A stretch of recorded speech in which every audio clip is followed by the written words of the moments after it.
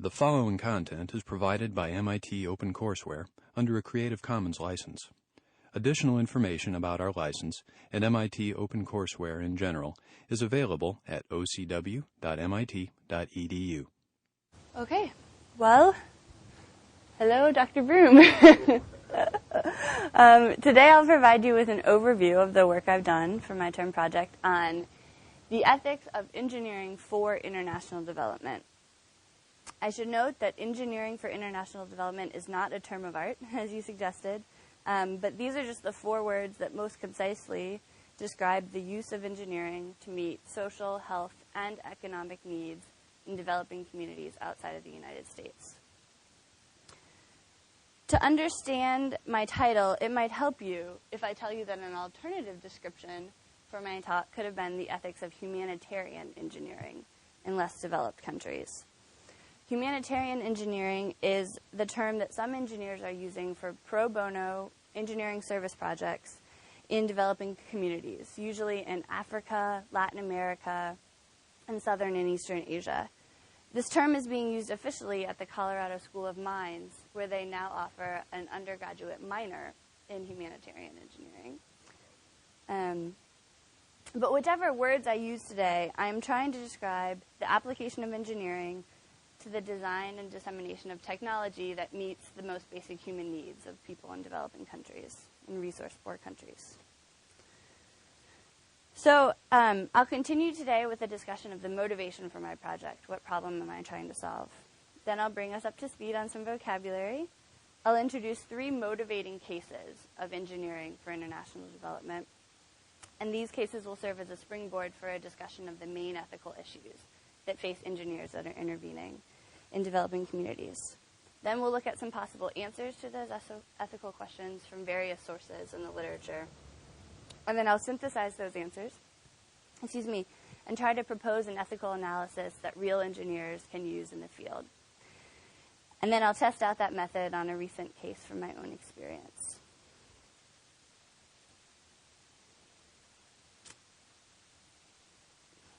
Okay, so what does engineering have to do with international development?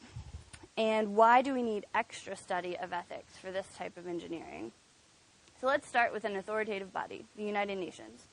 In September of 2000, all of the member countries of the UN signed the Millennium Declaration, which set forth 8 goals for alleviating much human suffering by 2015. And these 8 targets are called the Millennium Development Goals, or MDGs. They involve cutting the hunger rate in half, providing universal education, and combating preventable diseases like HIV, AIDS, and malaria. This chart on this slide is from the 2005 report on the MDGs. So every year the United Nations issues a report on how they're doing. And this just shows you that in sub-Saharan Africa, 33% of the people, and in Asia, 10 to 20% of the people don't have access to enough calories every day. So this is just one example of the real problems that exist in the developing world. To combat extreme hunger and other problems, the UN set the MDGs. So now, to solve these 8 problems listed in MDGs, the international community will absolutely need technologies. So engineers who create technologies are essential to the accomplishment of the MDGs. And many engineers are starting to realize this, are starting to realize that they can help the world achieve the MDGs, and they're trying to get involved. So every year there are new pro bono engineering service projects and new faculty and student humanitarian engineering projects. However, both the professional and the student engineers often venture off to developing countries without any ethical training, as you know, and certainly without any training in the unique ethical dilemmas that face engineers who are practicing cross-country engineering. So let's look at an example. Let's look at Engineers Without Borders USA, which is a new nonprofit organization, a humanitarian organization founded in the year 2000 by Dr. Bernard Amadei, who's faculty at UC Colorado Boulder. So the stated mission of Engineers Without Borders is to improve the quality of life in developing countries and help meet the MDGs. And their stated vision is a world where all people have access to the knowledge and resources with which to meet their basic human needs. Very lofty goals. And they state that they're going to need to follow 6 requirements to meet that vision. And ethics, as we were talking about the other day, is one of the requirements they think they have to follow. Now let's look at how they define ethics. So, the promotion of honesty, communication, and forthright disclosure, human dignity, value, and diversity, social responsibility and appropriate action, fairness and equitable distribution of time, effort, and resources, sharing skills and resources, and promotion of the ideal that people should not be exploited in any form whatsoever. Now, these are great values, but what happens when, for instance, the promotion of the equitable distribution of time conflicts with respecting someone's human dignity? Sometimes to respect one person's dignity, you have to give them more time or more resources than other people. So there's a lot of potential conflicts here. And how are Engineers Without Borders members prepared to deal with those conflicts? So I think this example shows us that Engineers Without Borders has indeed considered the ethics of their intervention in developing communities, but and they have good intentions, but they lack pragmatism, and they lack justification. So we must ask, what are the ethical traditions? What is the justification for this code of ethics? And how is Engineers Without Borders providing its members tools to actually carry out these ambitious so-called ethics? So this example of Engineers Without Borders' sort of unsupported ethical intentions is just one piece of the large amount of evidence that we need to do work, scholarship, to help engineers who are developing and disseminating technologies in developing communities. First, we need to do some descriptive ethics, as you helped me realize. What ethical issues are faced by those who practice engineering in developing communities? And then second, we need to do normative ethics. What should engineers do when they actually face these issues? So before I tackle those 2 questions, let me pause for some definitions. So when I say international development today, I mean positive changes in the quality of life of a society and its members, in both the social and economic sense, implying the right for people to access the resources of their society and the right to choose between alternative resources. When I say paternalism today, I'm referring to the attitude that one group has when it believes it can decide what's best for another group that it perceives to be less capable. And assistance is the word that is often used to describe the responsibility of more affluent countries to provide tax-financed aid to poor countries. Humanitarian engineering would fall under the category of technical assistance. So what organizations are doing these things, are using these words? We have the United States Agency for International Development, which I know you know about. And then the World Bank is owned by 184 member countries, and it provides interest-free credit, low-interest loans, and grants to developing countries for education, infrastructure, health. You know about the United Nations, and the World Health Organization is their specialized health agency. And then we have some nonprofit humanitarian engineering organizations.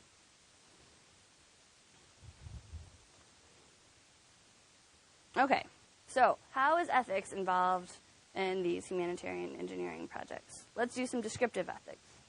So here's our first case of humanitarian engineering gone wrong.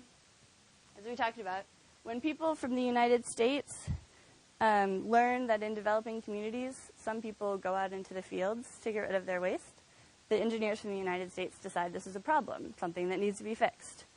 And in a paternalistic fashion, they often decide that these communities need to build latrines. But they kill 2 birds with 1 stone. They suggest composting latrines. So there's a safe place for humans to get rid of their waste, and we can use that waste to fertilize the fields for farming. It sounds like a good idea, as you suggested, also an old idea. Even though humanitarian engineering is a trendy term, the technologies themselves are old.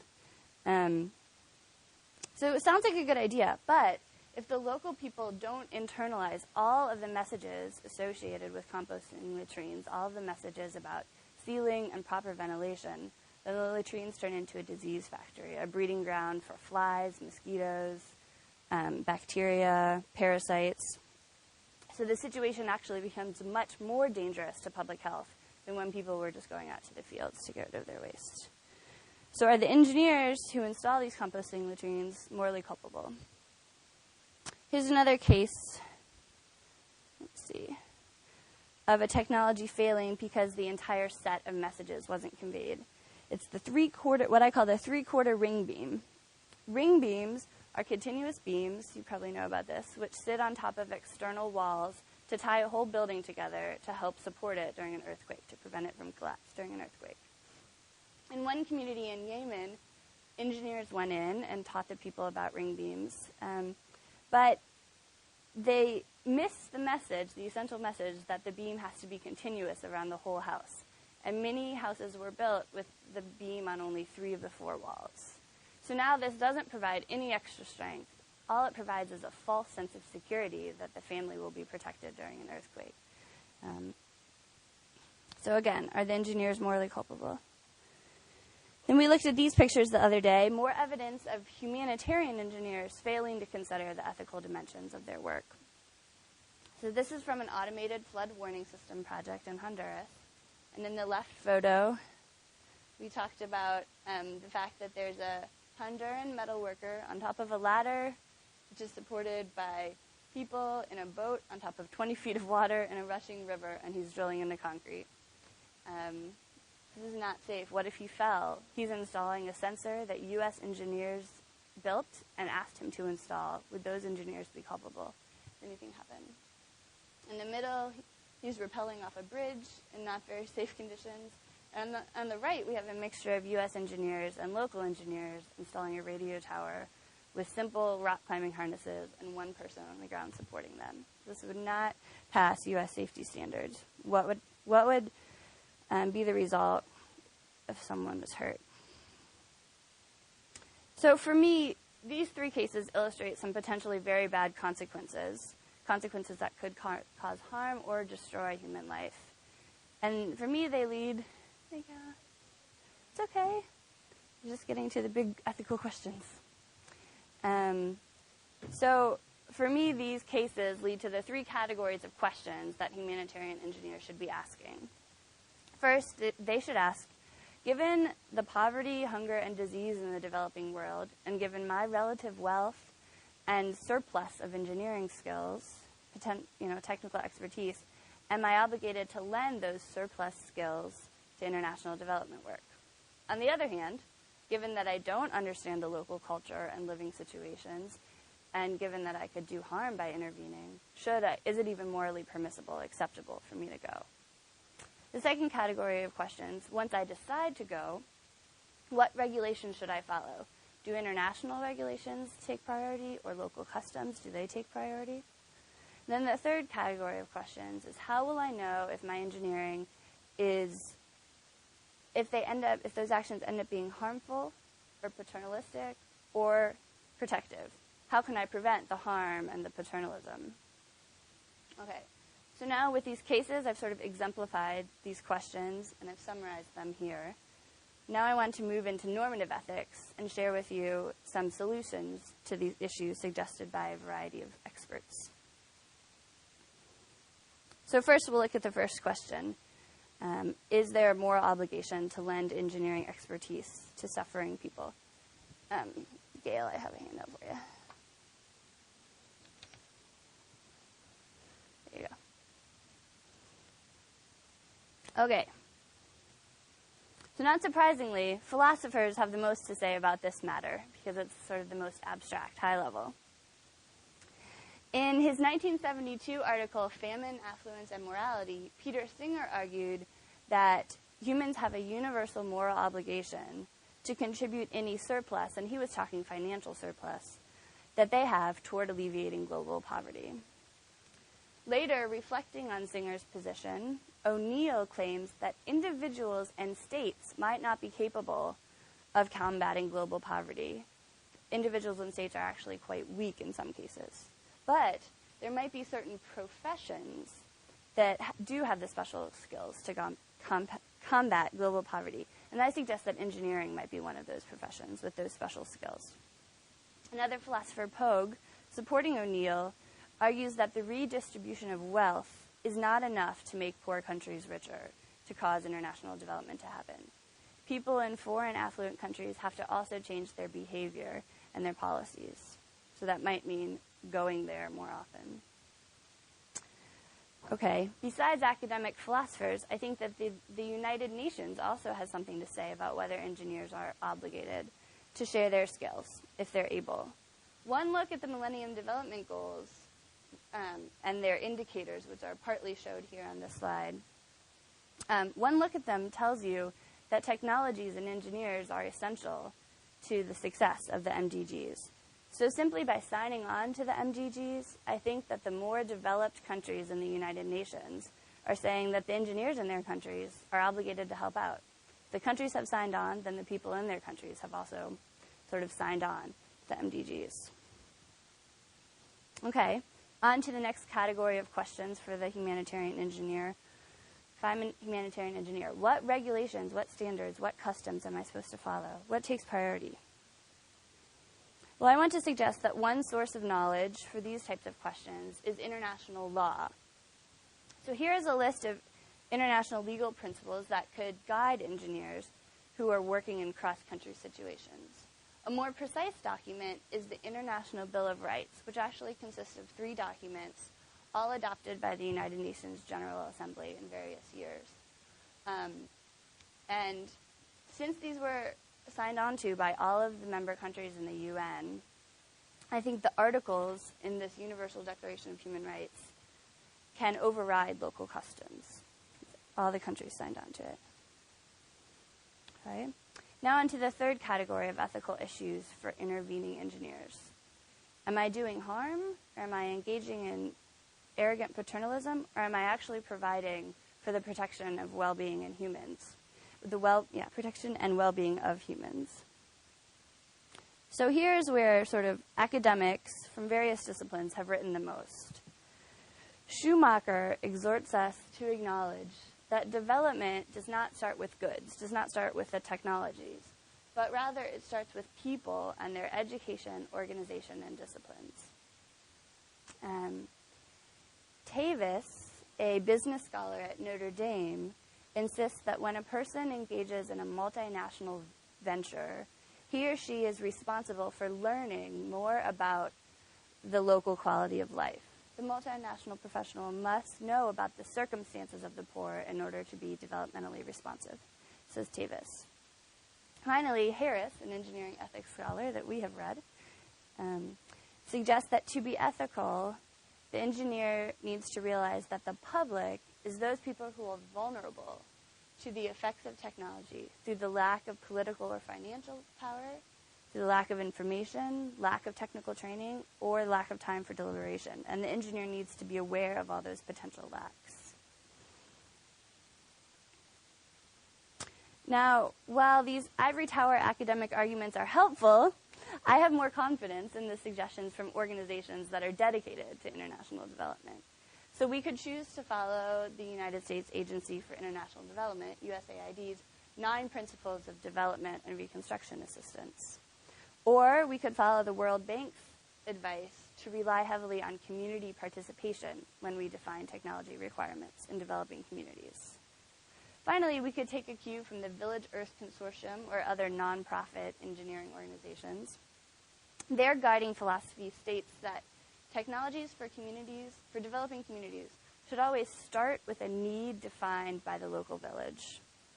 They should always rely on local supplies and know-how.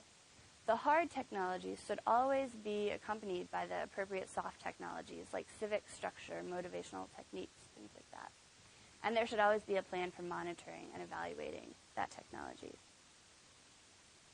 Okay, these organizational guidelines are great, but I put the most stock in the words of the individual engineers that are actually making a living by working in developing communities. I trust them. Most of these experts insist on the development of appropriate technologies, and that actually is a term of art. Appropriate technology is defined as any object, process, practice, or idea that satisfies human needs, is compatible with local, cultural, and economic conditions, utilizes locally available materials and energy resources, and uses tools and processes that are maintained locally by the people there. One development engineer, Fritz, gives us 5 criteria to test whether or not a technology is an appropriate technology. We should ask, are the characteristics of the technology close to traditional practices? Does the technology require little cash outlay? Does it have a low degree of risk? Is it comprehensible to use? And does it not endanger a subsistence lifestyle? So we have to answer yes to all these questions to have an appropriate technology. The picture on this slide is a diagram of a screenless hammer mill, which is an appropriate technology designed by Amy Smith here at MIT to create flour from grain. And the fact that it's screenless means she's taken out the screen, which is the part that breaks and needs to be replaced, and is not an appropriate technology because it can't be found locally. Okay. Eric Dudley, another professional development worker, has written an extremely helpful volume on how to do development engineering from the point of view of the critical villager, so the critique of the local villager. He tells us that in developing communities, the reason that technologies often fail is because even if they seem simple, they're based on a complex set of interrelated principles for their use. And the local people often lack some critical piece of knowledge that would allow them to grasp that whole set of principles. So to avoid this course of events, the engineer must pass every technology through the big idea test, the 3R test. Could a critical villager say, yes, this is reasonable, yes, this is a recognizable technology, I know it by name, I know its limits? And would the critical villager say, this is a respectable thing for me and my family to use? After passing the technologies through the 3R big idea test, then the engineer needs to look at the associated messages that are essential to the technology's success. Okay, I've just shared a lot of information with you, a lot of advice from a lot of different sources. First, I went over ideas from philosophers and from the United Nations about the possibility that engineers might be morally obligated to provide technical assistance to developing countries if they can. Second, I talked about resources from international law that might help us set priorities for which regulations, standards, and customs to follow. And third, I gave advice from academia, development organizations, and individual development professionals about how to design and disseminate technologies that bring about the most good and avoid the most harm. Now, from all of these sources, can we synthesize the arguments and exhortations into one unified sort of systematic method that humanitarian engineers can actually use to do ethical, moral decision-making in the field? To guide this synthesis, I want to go back to the basics, to the great thinkers, as you were talking about, Professor Broome, of Kant and Mill. Let's see if they can help us. So we remember that Kant's categorical imperative, to act according to a maxim which can be adopted at the same time as a universal law. This tells us we have moral duties. Another way to state it is to act always so that you treat humanity, whether in your person or in that of another, as an end, but never as a means only. This implies that when doing decisions should be based on the respect of every person of the freedom of every person to exercise his or her own will. I think this implies that engineering in different countries must involve listening to the local community in order to define what that will of the local person is. How can you respect the freedom of the will if you don't understand what the will of the person is? Okay, what about Mill and consequentialist analysis? Mill's ethics is to act according to the principle of producing the greatest utility for all involved.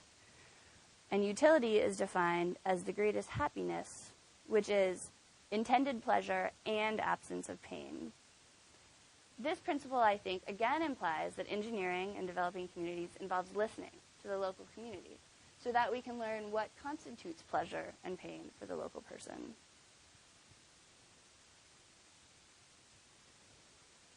So combining these ideas from Kant and Mill and the other expertise I reviewed today, I want to propose the following method for humanitarian engineers to use to do ethics in the field. So first, we have to start engineers who have relative wealth, have time to take off from work and family, and the means to travel, should just consider, can their engineering skills be lent to the human needs in developing communities? If they consider that and decide yes, before initiating a project, humanitarian engineers should consider how their potential project might infringe upon the rights of the local people and of others involved in the project. So that's sort of using Kant's respect for the freedom of the will of other people. Then, if they decide that it is indeed morally acceptable to engage in the project, then as the technology is designed and disseminated, they should constantly be checking that technology against the criteria for appropriate technology, the criteria that we went over. Furthermore, they should periodically pause and reassess all that they've learned about the local community, because that's the audience for their actions, the ethical audience. And they should reapply sort of an act utilitarian approach. So this is bringing Mill in. What are the consequences of my actions now that I know more about my audience? The consequences change. The outcome of the act utilitarian analysis change as we learn more, do more listening to the local people.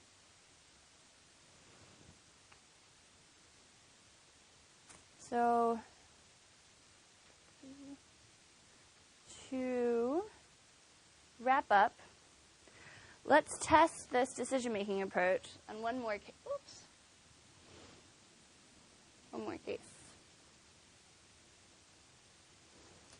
Water chlorination in Honduras. So here's the problem. Villagers get their drinking water from surface streams up in the mountains. They're gravity-fed down to community storage tanks. And the surface streams are becoming increasingly contaminated by waste up in the mountains. Humans live there now. There's lots of cattle there. So these surface streams are susceptible to pathogens. There are hypochlorinators on top of the water storage tanks. So this is supposed to be a tank to hold super concentrated chlorine solution to disinfect the water. However, these tanks do not allow for reliable flow of chlorine into the tanks. The community's decided that they don't work and they're not using them. And so the people are drinking contaminated water and children are getting sick, especially children from birth to age 5 with waterborne diseases, diarrhea. So potential solution that U.S. engineers could help with is to first analyze exactly what the contamination level of the water is so that the villagers know how much chlorine they need exactly. And then to install an adjustment to the hyperchlorinator, a flow regulator made out of simple materials. And then to teach the local plumbers better chlorination practices. So that's a potential solution. Let's use this systematic method for doing ethics in this situation. First, should I go? Let's assume I'm the engineer who's deciding about this. Can my engineering skills help in this developing country? Well, I think that with my knowledge of water treatment engineering, I might be able to prevent some waterborne disease. So I think I'll go. All right, well then the next thing, before initiating the project, I need to consider what rights might be infringed upon by this project, what local rights. So by going and working on water chlorination in this community, I might infringe upon the plumber's rights not to be defamed. So by going and saying this is a problem, it's not working, I'm telling the community that the plumber is doing something wrong, without the plumber having a say in whether or not I say that to the community. I think I could also infringe upon the villagers' rights not to be deceived. What if we do this bacterial analysis of the water, but we don't have great sanitary conditions, it's hard to keep things really clean in this environment? What if I misdiagnose the contamination level of the water, and then I tell the villagers a wrong contamination level? So they're being deceived about how safe or unsafe their water is. I think I might also infringe upon the villagers' rights not to suffer from broken promises. So we might come in and help them learn about this technology and install it, but what if it stops working because of lack of maintenance after we leave? The villagers have been promised clean water, they're now drinking their water, What if it becomes not clean, not safe anymore? Promises have been broken. So those are some of the rights this project might infringe upon. But I also have to consider what rights are being infringed upon now without any intervention. So I would say that the villagers' right to bodily integrity, to health, is being infringed upon because they're told their drinking water is okay, but it's really severely contaminated. The villagers' right to informed consent is being infringed upon. They don't know. They're not informed of the health risks of drinking water. And the villagers' right not to be deceived or cheated, I think, is being infringed upon because they're paying for chlorine. They're paying a water tax, and they're receiving water that is making their children sick. So I decide that the rights infringed upon by not intervening are more severe. It's more severe rights infringements than the rights infringements that would occur by intervening. So I decide to go do this water chlorination work. And my engineering plan, let's say, is to do bacterial analysis and to add this flow regulator to help the local plumbers learn how to build these, learn how the technology works, and install it in their tanks. Now I need to constantly check, is this technology appropriate? So let me describe this for you. So the problem is this is just a big storage tank with a hole at the bottom that's supposed to allow chlorine to flow into the water tank. Well, the flow rate out of the hole decreases as the amount of solution in the tank decreases. As the pressure head drops, the flow rate drops. So we don't have a constant flow of chlorine. This is just a plastic tank, an upside-down gasoline tank, with a toilet valve coming from the big tank. So chlorine flows into this tank through a toilet valve. The bulb, the floater bulb on the toilet valve, when it changes, when that floater bulb changes level, more chlorine solution is added to the small holding tank. So this allows a regular flow of chlorine into the water. So that's what we would call the technology. Is it appropriate? Well, let's apply those 5 criteria. So are its characteristics close to traditional practices? Well, if you consider the traditional practice of adding chlorine solution to the big tank, then all we're doing is adding another step in the middle. So you could say it's close.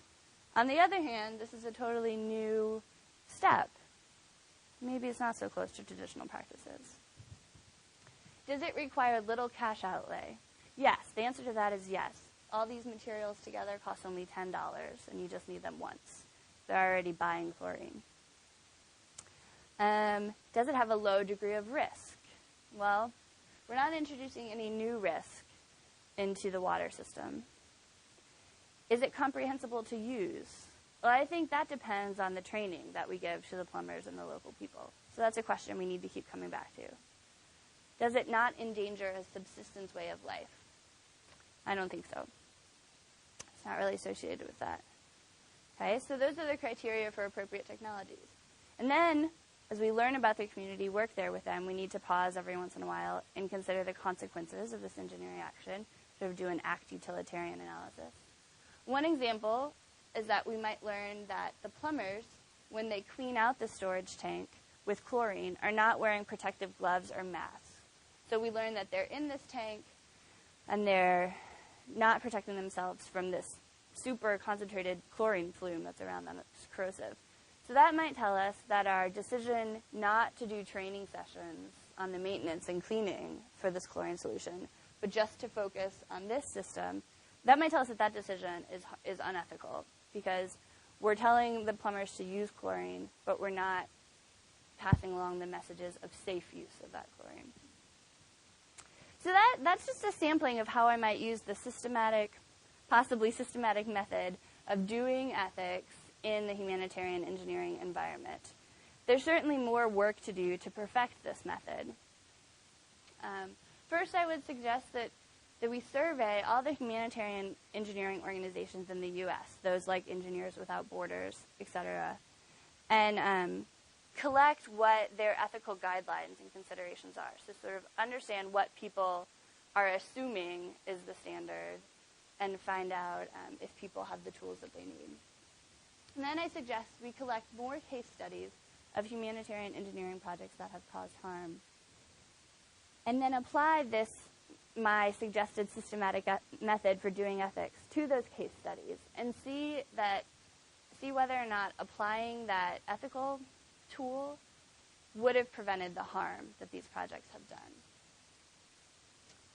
And if we find that this ethical tool, decision-making tool, wouldn't have prevented the harm, wouldn't have pointed out the harmful consequences, then improve upon this method. Add new techniques for doing moral decision-making.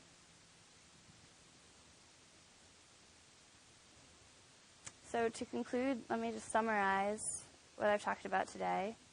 I explained why the ethics of engineering for international development is an increasingly important issue, that engineers are getting more and more involved in this. The international community has sort of said it's important, but we're not providing training. Then I presented 3 cases where ethical dimensions had been neglected by engineers. Based on these cases and the literature, I identified 3 main categories of ethical questions that face engineers who go into developing communities to try to help. Then I reviewed potential answers to these questions from philosophers, development organizations, and individuals. And then I combined these ideas with the ideas of Kant and Mill to propose a systematic moral decision-making tool for real engineers, college students, professors, professionals on vacation time to use in the field. And that is the end. Yep. Thanks.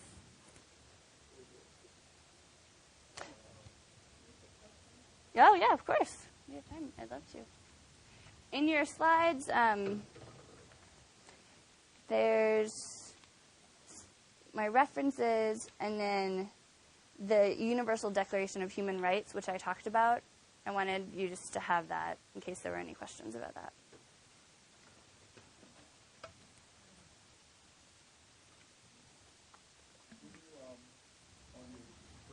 Yeah. Also known as, okay. At this Colorado School of Mines, there's this course called Humanitarian Engineering. Right, it's a minor, so it's several courses. Several courses. Mm-hmm. Yeah, they started it. There's actually an ASEE paper. There's a couple papers on their efforts to start this minor in humanitarian engineering. I think it's about 3 years old. So it's courses, sort of the technical, how to design appropriate technology. And there's the cultural dimensions, what is the history and politics of Honduras, for example. So they can sort of choose from a variety of more politics and geography and history classes. So it's a combination of the technical and the humanities. Does the name Carl Mitchum mean anything? I haven't heard that name or seen it on the Colorado School of Mines. Okay. He might be I think that he is the preeminent scholar in the United States on philosophy of technology. He's an ethicist. Okay. But he does philosophy of technology. Okay. I didn't. Okay. But he mainly does philosophy of technology. Huh. Okay. And I wonder if he has anything to do with that. I'll have to look that up. Actually, I'll be phoning him next week. If you're around MIT in September, he'll be up here. Oh, great. Well, I'll be in remember Boston his name, still. Carl Mitchum. Okay. Yeah, they're in the NSPE, their newsletter, their September 2005 newsletter, there's an article about the program at Colorado School of Mines, actually. So I meant to put that reference somewhere. It'll be in my paper. So.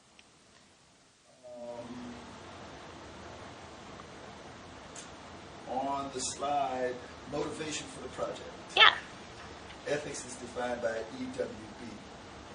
Okay. Mm-hmm. Now, I don't know what to offer here except an observation. Yes.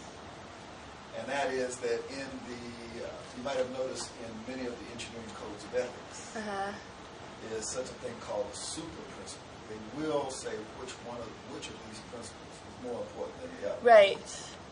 And that principle is usually the health and welfare of the public is paramount. The paramountcy clause. So I don't know what to do with this particular,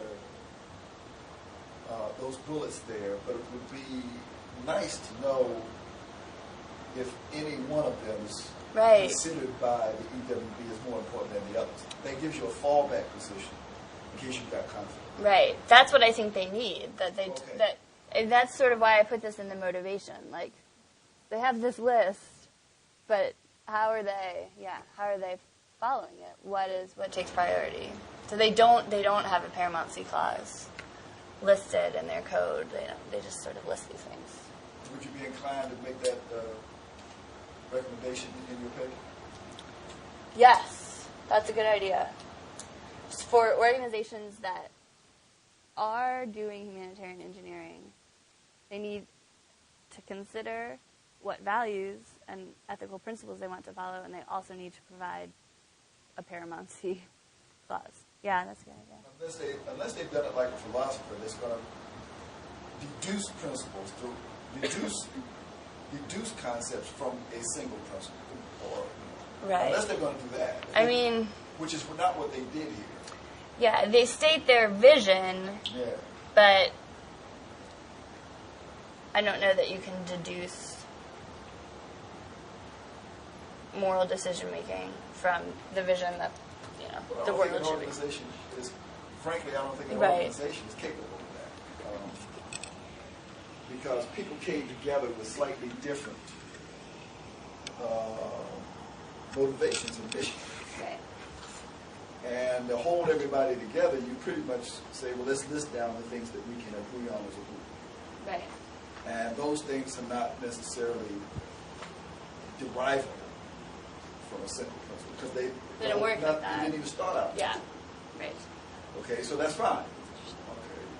But you, as an analyst, might be able to offer something to them, because even in the case of engineering codes, which are collectively decided upon, they are able to wrench out one of them that they can say, go to this one in case there's a conflict with anybody else.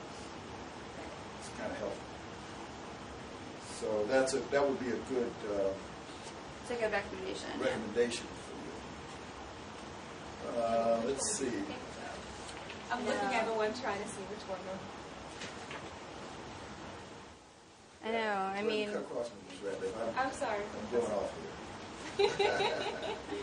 Did you hear what she said? No. She said, which one would you pick? Like, of these... Oh. If these were the ones they're stuck with, and they need to prioritize. Well, I'll tell you which one. I have no doubt about the second. Yeah. Yeah. But what if... Not so much... there's one human who is... who insists that doing anything to water besides just scooping it up from a stream and drinking it, that doing anything else to it is witch doctoring or whatever. If there's one human that believes that, and then there's a child who's drinking this water and getting sick, which of those two humans, respecting human dignity?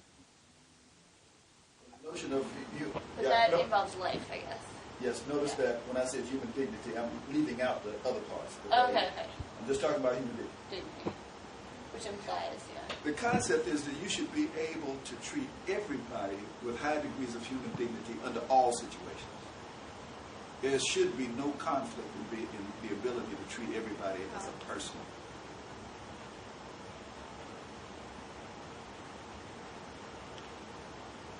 What do we do with criminal people?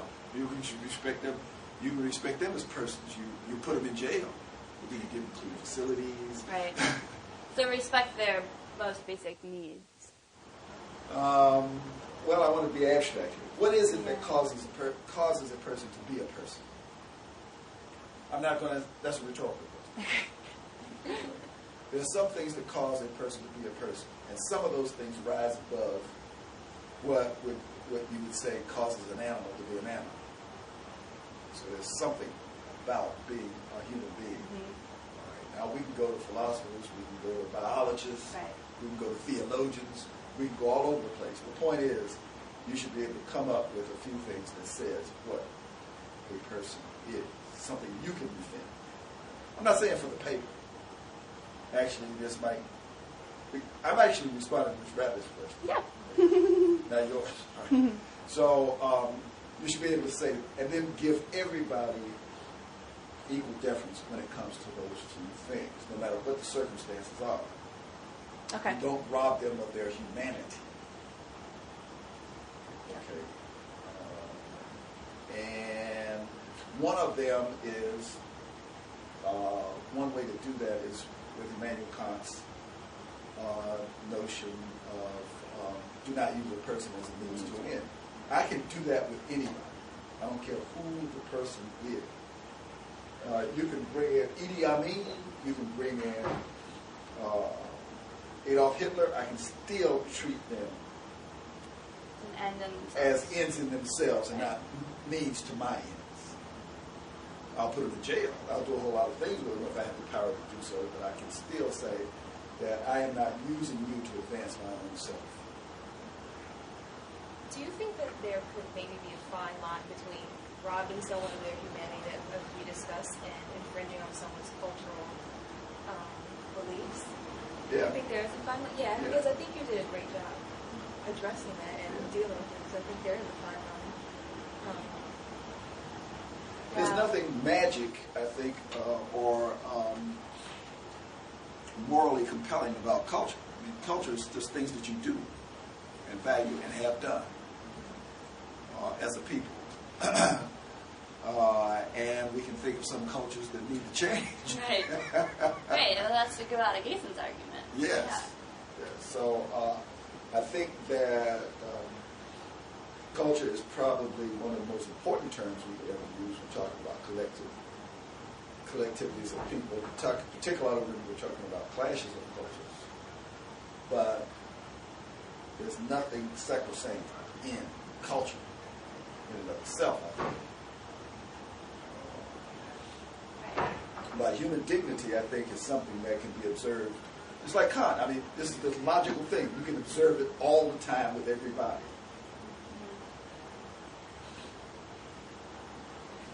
Chris, I just had a couple of comments, things I'd like to But you didn't get to see all the pictures. I'm so Gail. sorry. I was stuck behind a disabled train, and the whole time I'm like, oh no, I'm going Oh, to no. Right. on the green line. You know, the green line's slow anyway. Oh, that must have been so frustrating. Oh, it's so frustrating.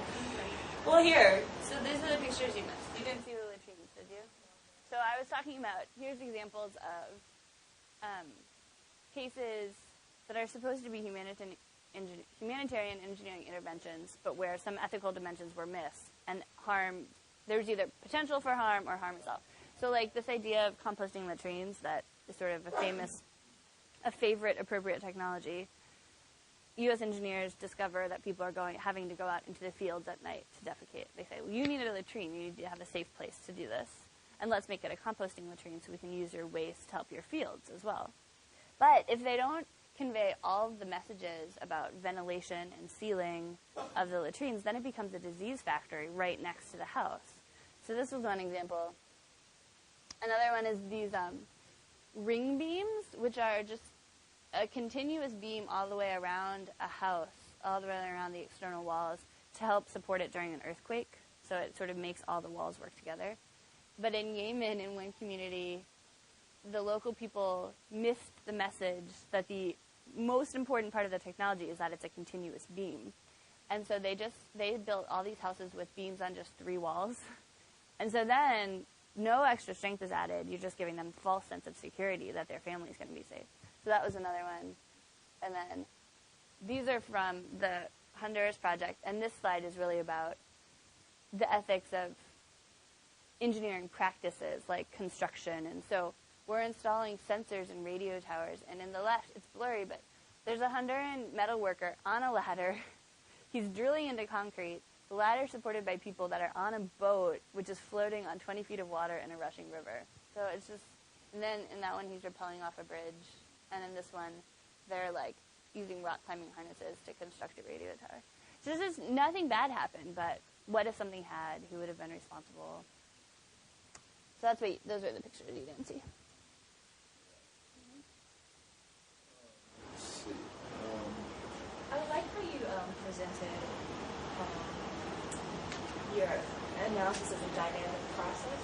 You know, that you just don't put a technology out there and say, this is good for the community at this time, because, you know, things are changing really quickly for a lot of developing countries now. So I think that was great. Yeah, I'm glad you pointed that out, because that was something I hadn't articulated before I did this project, like the continual checking, instead of just a needs assessment up front. Technology. Okay, well, I interesting to mention.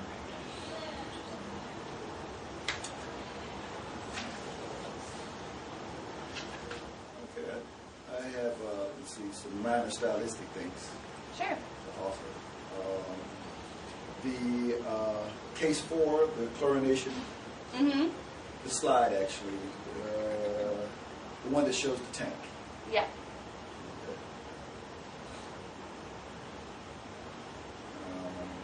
No, it says the one. Yeah, that one. Okay. The community water storage tank. This is stylistic. Okay. It would be good to have some sense of the dimensions. Okay. In other words, like if a person was standing there, you can Right. tell. How high is that tank, by the way, anyway? So it is. You can see a person here. If I Is there a stand person next there? to it, I come up Oh, I to can- like. This is how tall I would be. Okay. So it's. How tall am I? An easy way. It's like 20 feet tall. Okay. 10 meters. 10 meters. This is This is 1 meter. Okay. That's 1 meter. Does that help?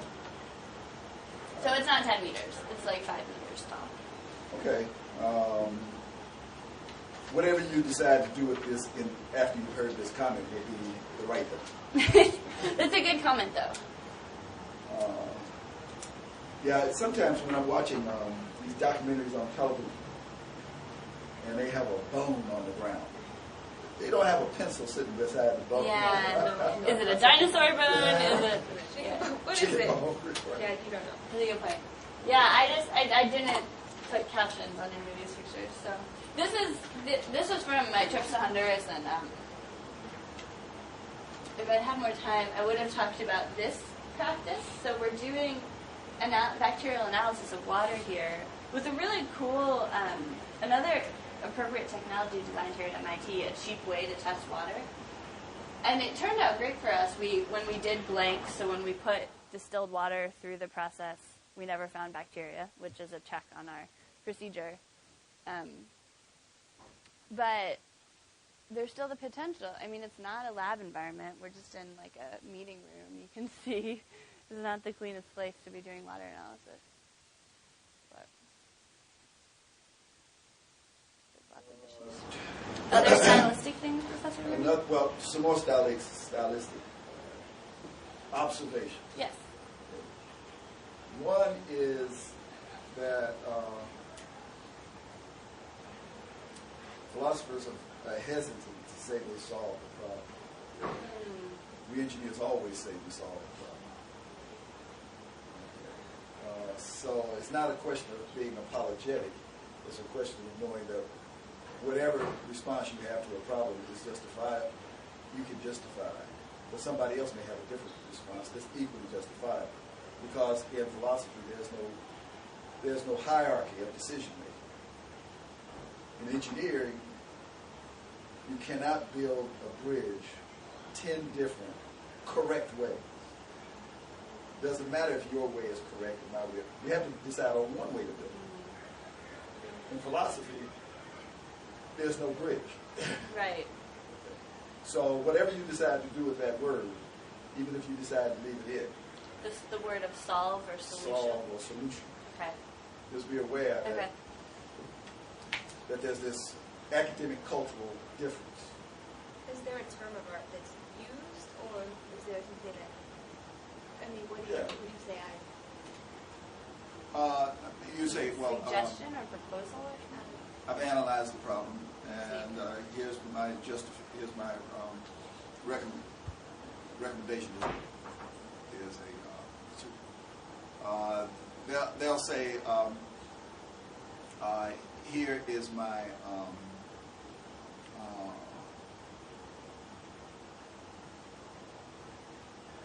here's my conclusion and my justifications for that conclusion.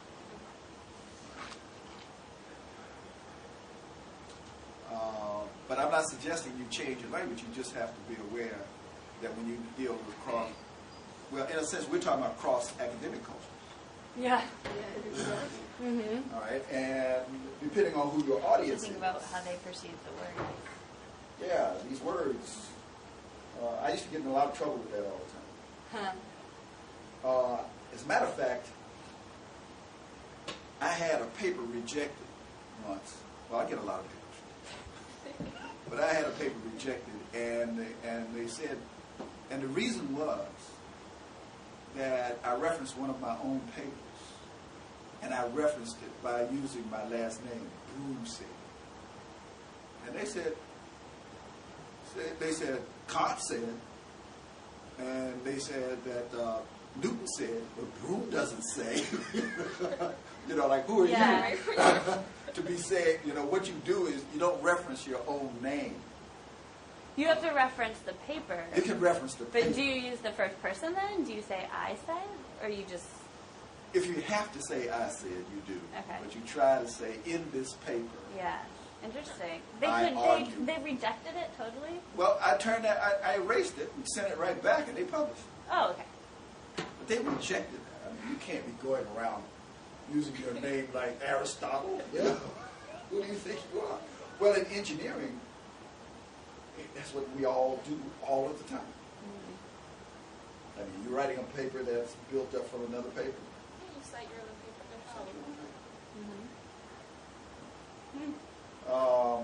And there was another one, another one. You used a term of art correctly, but it is problematic, and that's paternalism. Okay. Now, I'll tell you what's problematic about it. You'll never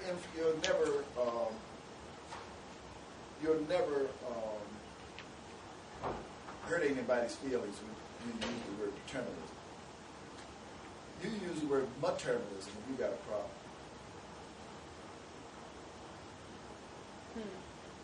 A lot of people don't like that term. Because it's negative. Paternalism isn't always negative? No, it's not taken that way as negative.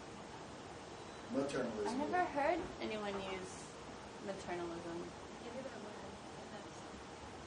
Well, that's because over the years we've sort of ironed that out. But there was a long time, about 20 years, when that was term that could cause some problems. So because it makes it sound like maternal is bad. Paternal makes it sound like it's bad. Yeah. But nobody's offended by it. No men are offended. Right, but using maternal in a negative light is like putting down someone's mother. Yeah. Or something like that. And so do you suggest I make any changes? No, I wouldn't suggest you make any changes at all. But you have to be aware. Okay. That because that's a term of art. Mm-hmm. But you just have to be aware that if you're going to use paternalism, don't go around later in the same paper and use maternalism negatively. Okay. And I think you're on solid ground. Yeah, I like how you broke it up into what the philosophers say with these organizations. Oh, really? And like the individuals in the field. Okay. I think that was really helpful to see.